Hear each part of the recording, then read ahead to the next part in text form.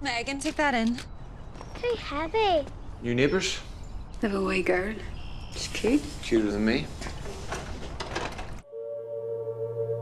Is Megan settling in at school? Aye. I just have them writing these journals, you know. Aye, Josie did one. My daughter, she's not with us anymore. Josie. Can you give me a lift? I'm sure your mommy's on her way. Oh, please, I'm freezing. Come on. I was here before.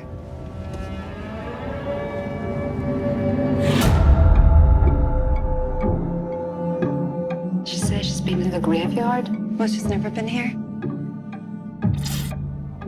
The wee girl puts me in mind of Josie.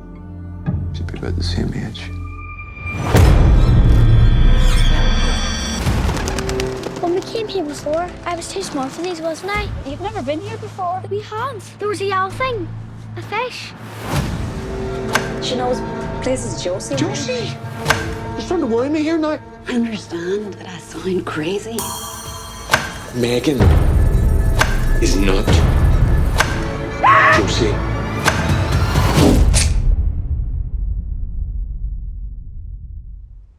How do you know? Just leave us alone, please. I don't know what's the problem. You? It's my yard. Do you want to come to the car for 1 wee second? I'm supposed to be in school. Don't tell your mommy.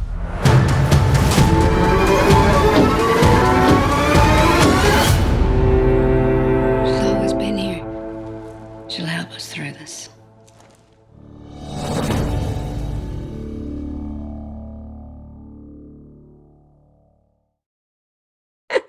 Thank you so much for, agreeing to do this press day. I imagine this is exhausting. It's lovely, actually. I love the chats. I'm here for it. Good, because I read some other interviews that you've done, and it seems like a lot of people had asked you about COVID, and the thing you said was, listen, I really missed, being able to interact with folks. So Yeah, bring it on. yeah, okay. Welcome back, everybody. Yeah, in this brave new world we find ourselves in.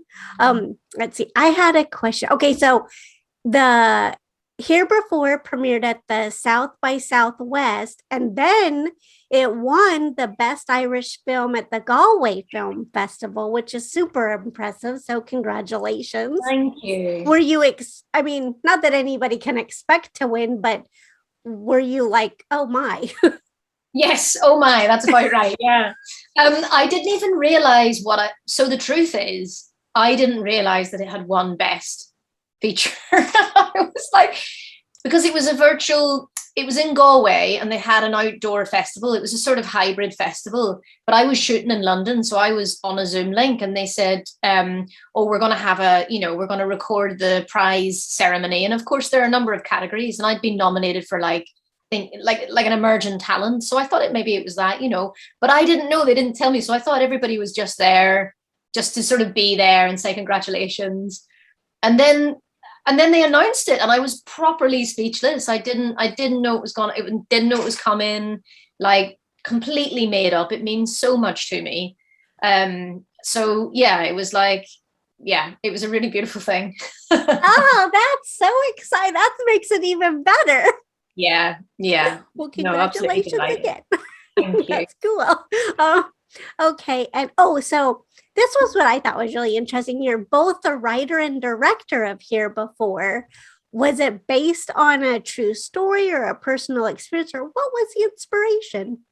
I think that the seeds of it definitely came from me and from my experience of being a kid, and being a kid a bit like Megan, and being a kid that was surrounded by very adult things. I've realized, just reflecting on this sort of thing in conversations like these and interviews, that actually growing up during the Troubles, in the early 90s, in a working class area in Belfast, we were surrounded all the time by pain and by trauma, and what you carry of that as a kid and how you navigate it. So I've come to reflect on that a bit more with hindsight. But the sort of the kernel of the idea of this kid moving into a new place and having never been there before, but knowing things she shouldn't, that had been with me as the beginning of an idea for a long time. And when I sat down and wrote, all of those subsequent feelings through Laura were what then drove the film to where it is now. Oh my gosh, that's awesome. And now that you bring that up, I have to say, and I don't know if you like it or not, but Dairy Girls, Yeah. it's one of my favorite, and because they it's so much good, but it's interesting that you lived during that time there. Yeah, absolutely. I'm a massive fan of Dairy Girls, and again, it's fantastic that finally there's work that's going out about Northern Ireland, both of the past but also of the present. That sort of shows a different side to us. But yeah, Dairy Girls is very, very familiar to me. That's the world I grew up in, and again, as young kids as well, like it was a pretty strange world, really, when you reflect on it. Yeah, exactly. And of course, Dairy Girls is an out and out comedy. It deals with it beautifully, but it also, within the comedy, it has that sensibility. It does touch on some of those more difficult things. It really does. They do. I think they do such a good job. And I wish in the US they'd release season 3, but I know. So along the writing lines, did the scenes as you're writing, like I know I'm going to ask you too about the directing part, but as you wrote it and then as the final product happened, was it pretty close to what you saw in your mind? Yeah, although it was a very strange process, because when I wrote the screenplay, I didn't know I was going to direct it. I hadn't directed film. And so the journey was very vertical. So I made a short film because I was really curious and I knew I wanted to explore that. And off the back of the short film, very quickly things were moving and finance came together for me to direct it. So I suddenly was switching brains.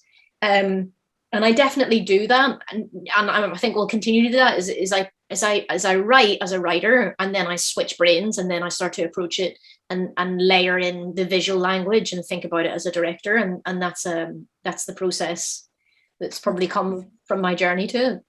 That's interesting. But you've had a lot of background in the industry. So you do you think you absorbed some things you hadn't realized? Oh, definitely. I mean, even though I hadn't directed much film before, I obviously, I just think, there's a sensibility and there's a clarity of vision and there's passion. I've always loved cinema. I've always been a storyteller. And in my world as a theatre practitioner, I was very interested in live art. And often that wasn't dialogue heavy. It was about visuals, and it was about how an audience feels and about a sort of richness of experience. So I think there are loads of things that have sort of filtered through into my approach to filmmaking. That speak to that aren't maybe obvious straight away, but also, I completely surprised myself because, I'm not going to lie, I know there were a lot of things that I didn't know going into that process, but honesty was a big part of that. You lead with that. You say, look, I know these things and I know I can do these things. I don't know what this technical term means, and I don't know who the person is that's responsible for that thing, and I just think, that's the way you just have to be a very open person, and that's the way I work in. Well, I'm telling you, for knowing this after watching, I'm like, holy, you did an awesome job. So thank you. I mean, I did my homework, believe you me. Well, it shows. Thank you. And okay, so kind of speaking, it's kind of along the writing with the mirrors, I never was great at English, but I felt like, well, I think I have a quote that you wrote, the Irish Times quoted you as saying, "I love the idea of us living in coexisting realities. I'm slightly obsessed with there not being one story or reading of events, and I think this film is very much informed by that." And then I really felt, I hadn't read that quote yet, but there were a couple of scenes with the mirrors in Laura and Brendan's bedroom. And the way you shot that, I felt like there's some kind of symbolism. Did that kind of reflect your coexisting reality? Absolutely. I think I was very careful. And the film is very designed in many ways with my production designer and my DP.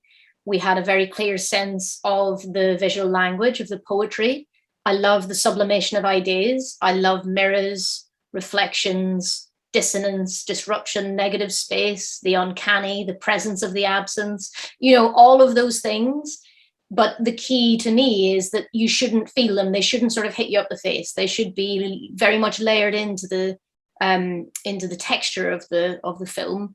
And there's a sort of there's an economy and a restraint and an honesty at work there. So if something feels too much, it's not there, But yeah, absolutely, all those ideas were very much baked into the visual story. Oh, I love it. It's very haunting in many ways. So from all levels, and the music too. Did you have any hand in picking? Absolutely, yeah. I mean, again, that was really key. It's another character in the story. One of the things that I find hardest about the film not having had a theatrical release yet because of COVID was not being able to experience the full sound. Because there's a lot has went into the composition and the sound design. Again, a lot about the world, a lot inviting an audience to feel a certain way. And then those big tracks, were so much fun. Right down to the track over the final credits. There's a real alchemy that happens when you hit on the right note, and sometimes it's not the one you're expecting. And that's something that I'm always just really excited by, the discovery of those things. That's so poetic. I love how you put that, because it really highlights everything. So I thought that was brilliant also. So many parts of it I found brilliant. You. So and then okay. So another thing from the Irish Times article that you said, and not that you doubted your abilities, but you admitted, I think the truth is that I had more experience than I realized. So does this mean we'll see more writing, directing credits in your yeah. Yeah. I mean, I absolutely, I enjoyed every moment of it. And you don't know until you're in something. And there were all sorts of things that I discovered about myself and about that way of working that just really worked for me. I love the pressure. I love the mad schedules. I love the fact that you have to be so alive and alert to discovery in the moment, because that's all you've got. So that's me now. I'm in it. I've got the bug. Oh boy, that's it. That her muse wants more. Exactly. Stop me. And awesome. It's been massively validating to see how this film has been received, and I just feel very appreciative and very grateful of the support that me and the film have been experiencing. Oh, and I'm so excited that it's coming. The more I was so excited I got the chance to screen it. So thank you. I love that you can do that for people. So yeah. And is there something that nobody has asked you yet about this movie that you wish they would?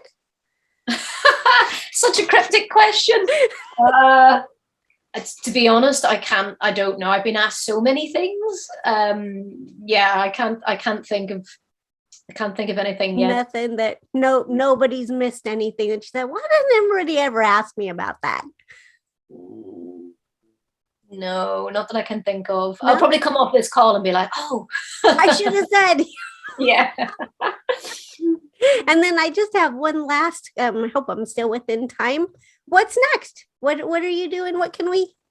Well, I've just directed a block of TV for a new show for HBO called The Baby, which is going to drop pretty soon. So that's really exciting. And it's a wild, fresh show. And that was another crazy, brilliant experience. So that's next. And then I'm working on my next feature, Touch Wood. That's all going to go to plan. Oh, that's so exciting. Oh my gosh. Well, I will look forward to that. I'm a huge HBO fan, so this is even more exciting to talk to you now. And thank you so much. I hope I'm within the time, and I just want to thank you and congratulations on a very brilliant, beautiful film.